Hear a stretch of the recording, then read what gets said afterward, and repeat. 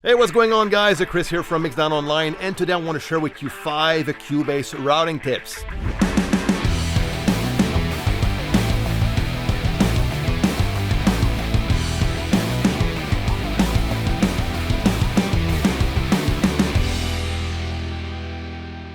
If you're new here on the channel, please subscribe and click that notification bell so you don't miss anything. And don't forget to share and to like this video. All right, let's jump in Cubase. First, let's start with tip number 1. Determine the signal routing of a track. Okay, now on my mix session, I have solo 1 and solo 2. Both are the same electric guitar solo, but with 2 different voicings.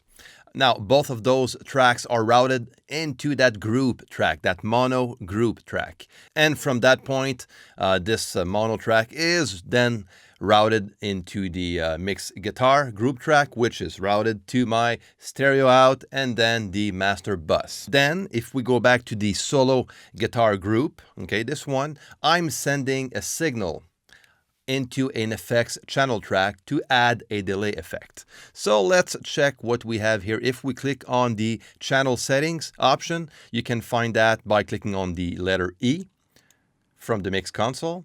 If you're into the project window, you can also click on E directly on the track list, or on the left zone on top. There's a E, which means edit channel settings, and you're going to see that window. I'm just going to go back to the mix console though, and let's open that one again, and there you go. Now, from that window, you see a lot of settings. You see all the inserts, the channel strip. You have the EQ in the middle and the channel strip as well. And on the right side, we have the sends and the Q sends. Okay, we're going to stick to the sends tab for now. But on top, this is where we can see and manage the routing of the track. We can see what is feeding that selected track and where that track is going.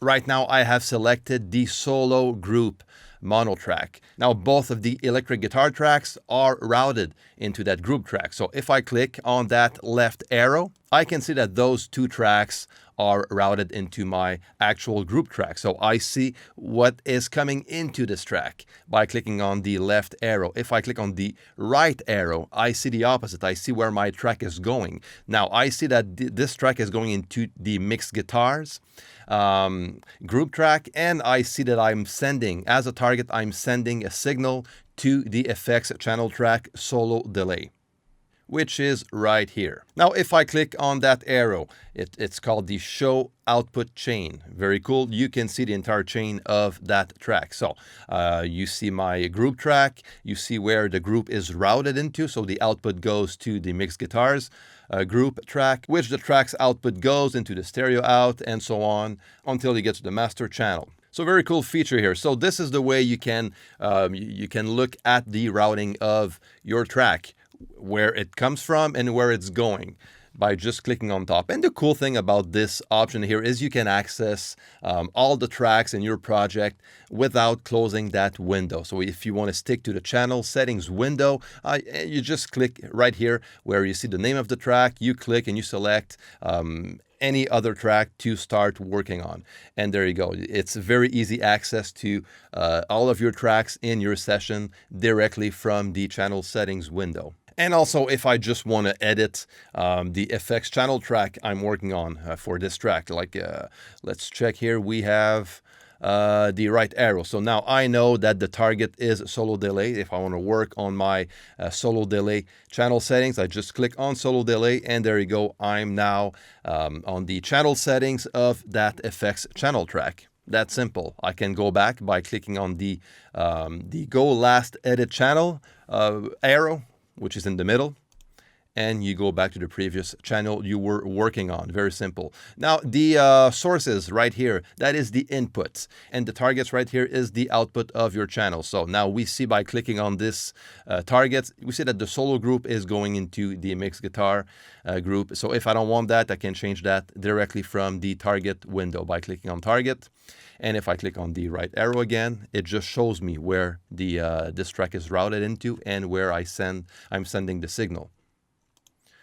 So I can go back to what's feeding that track. I'm going to click on the left arrow, go just going to go back to solo 1. Now I am to my guitar solo track, one of them anyways, and I'm into that channel settings window. From that point, I can select an input if I need to record some new takes by clicking on that input on top, which is called no source for now. So if I select mono 1, that is going to be my input, and it's going to be called mono 1. So this is basically the name of the input feeding that track. So there you go. This is how you determine the signal routing of your track. Now for tip number 2, working with post and pre-fader sends. Okay, now I'm going to go back to my solo group track where I have my guitar solo, and let's listen to what we have right now.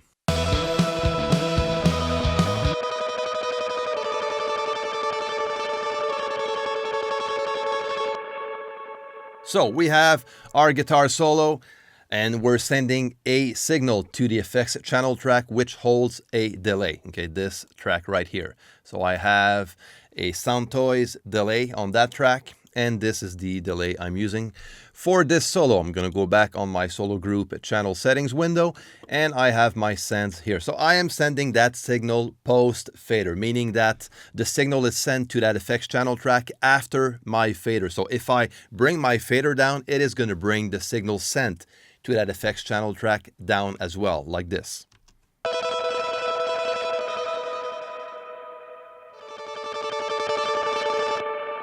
Very straightforward. But there's another way I can send that signal to that same effects channel track. It's by using the pre-fader sends. This way, it's going to send the same signal, but before it hits the fader. Okay, so if I bring my fader down, the signal is still going to go through the effects channel track. So to activate the pre-fader, just click on that pre and post fader button right here, or right-click and select Move to Pre-Fader. And there you go. Now my signal is sent pre-fader. So let's try the same test again.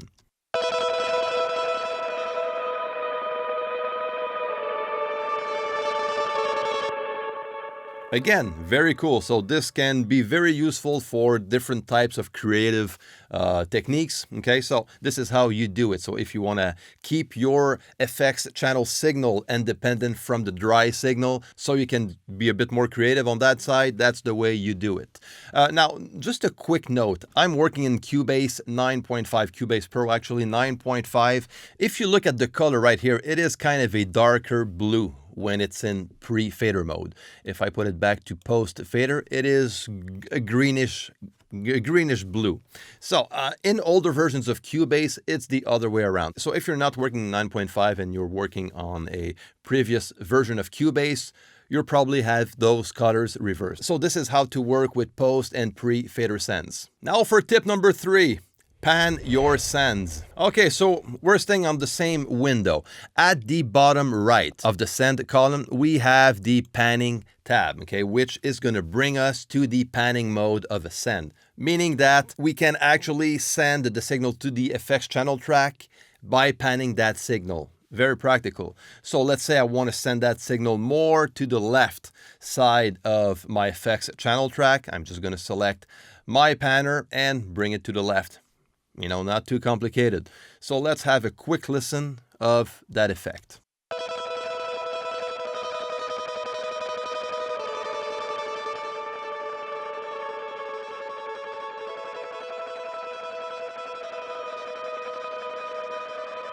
So it gives you full control on the panning of that send signal. So something that can be useful using a panner, a panning and send would be like, for example, let's try it with this guitar. If I want to pan my direct signal a bit to the right and my effect a bit to the left, I would say on an acoustic guitar that works well when I'm using an acoustic guitar and a room type of reverb. I do that exact same technique, and it just enlarges the sound a bit, you know, just add a bit more width to my solo guitar sound. So let's try it out with this sound, and we'll see how that goes.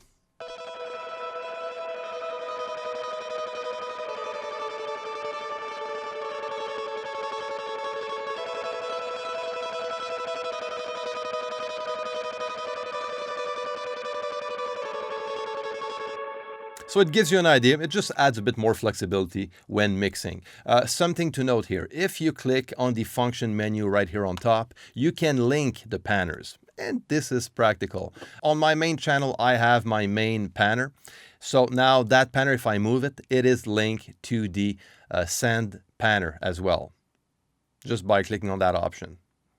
So if I want my send panner to follow my channels panner, that's the way to do it. You just click on the function menu, you make sure the link panners is selected, and there you go. Now note that this feature is, I'm pretty sure it's only available on Cubase Pro. Okay, so if you're using another version of Cubase, the pan effect option, I don't think it's going to be available for you. So there you go. This is how you pan your sends in Cubase. Now for tip number 4, how to record your effects on a separate track.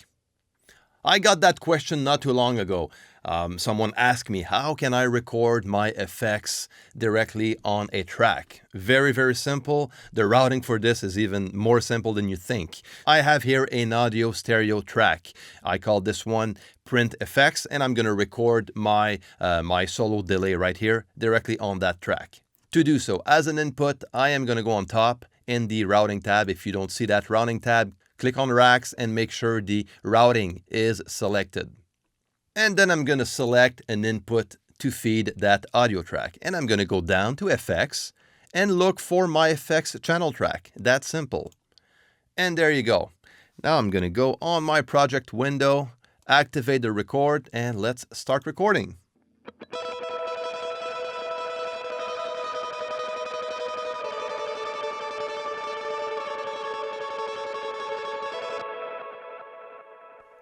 So there you go. Let's listen to that recorded track.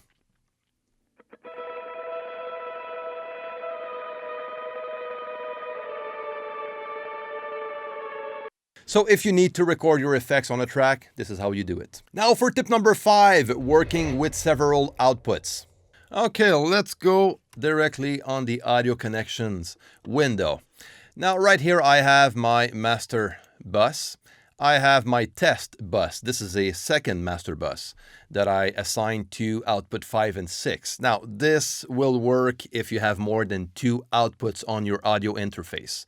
And on my side, I have more than 2, so I'm good to use several outputs out of that interface in my mix session. So I have it right here on the right side of the mix console. I have my master bus, and I have a second master bus, I would say, that is called test right here. So I can send from my stereo out bus. On top of sending that signal to the master bus, I can also send it in parallel to a second output. That can be used to send that signal to an external device or an external recorder, whatever, that can be useful in some cases. So to do so, very simple. If I click on the racks on my mix console, I go directly to the direct routing. I just make sure that is activated, and I see my direct routing right here. Okay, so it's going to show the actual output of each tracks, where the track is going. In my case, on the stereo out, if we look at that track, you see that the signal is going to the master output. If I want to send it also to the test output, I'm just going to go to the second row and select test, the second output. And there you go. Now, you can only, by default, just select one of them, make one of them active. If you need to have both active, very simple. You click on top here. You can click on the direct routing summing mode on.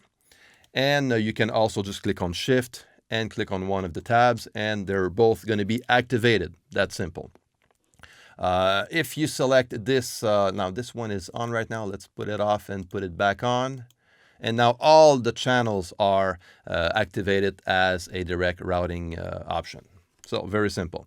Now, if I listen to what I have here, you'll see that the signal is going into my master output and the test output as well.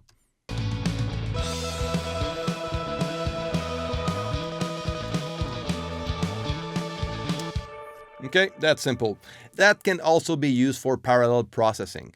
Let me show you. Let's say I want to add some a parallel compressor to my mix channel here, my mix drum channel. So I have here a group channel where I inserted a compressor, an 1176.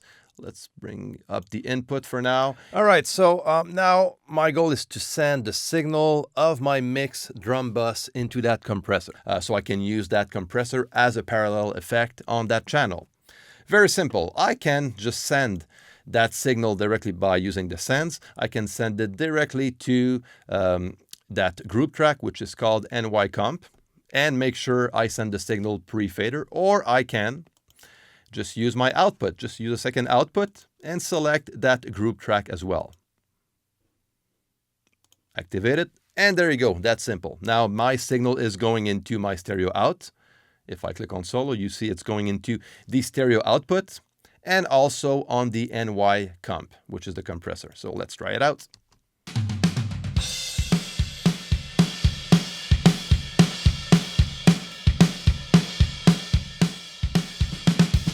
So that's a very simple way and a fast way to do parallel compression or parallel processing on a channel by using a second output. And I think that this one is also on Cubase Pro only. If I'm mistaken, let me know in the comment section. And this is going to be it for today. I hope those tips are going to be helpful for you. So those are my 5 routing tips for Cubase 9.5.